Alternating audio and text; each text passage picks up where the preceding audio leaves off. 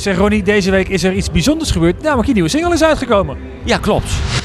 Ik ben er heel trots op. Ik vind het zelf heel erg geslaagd. Leuk. Maar dat wil ik ook liever uit jouw mond horen. Dat jij het ook geslaagd vindt. Het is een samenwerking met Mooi Wark. En voor degene die denkt, Mooi Wark, waar gaat het over? Mooi Wark is eigenlijk in heel Nederland bekend. Maar dan misschien iets minder bij de professoren en de gynaecologen dan bij de boeren en de plattelanders. Ik ken Mooi Wark al, denk ik wel zo'n beetje sinds hun oprichting. Toch al wel, hoeveel jaar? 20? Ik weet niet hoe lang. Die jongens zijn ook al een eeuwigheid bezig. En we hebben al vaker over de samenwerking gehad.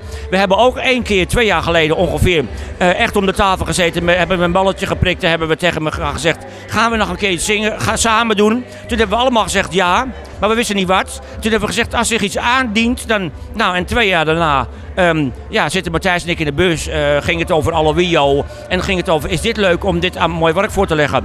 En we hebben het aan hen voorgelegd en ze vonden het leuk en het is een hele leuke single geworden. Dat vind ik toch ook wel ontzettend leuk. Kijk, als morgen weet ik veel wie, iemand, een rapper of Bob Marley of noem maar wat op, iets met reggae of wat dan ook.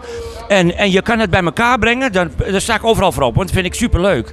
Dus, en ik vond het eigenlijk een samenwerking zoals dat met Rinus en Deborah ging.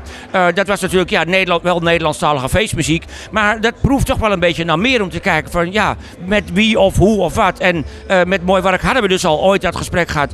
En wie weet wat er allemaal nog gaat gebeuren. Ik vind het is superleuk om met mensen weer samen te werken. Je wordt geïnspireerd. Je ziet elkaar, je bent elkaar tegengekomen in de feesttent. Je ziet wat je doet. Je ziet wat je met het publiek doet.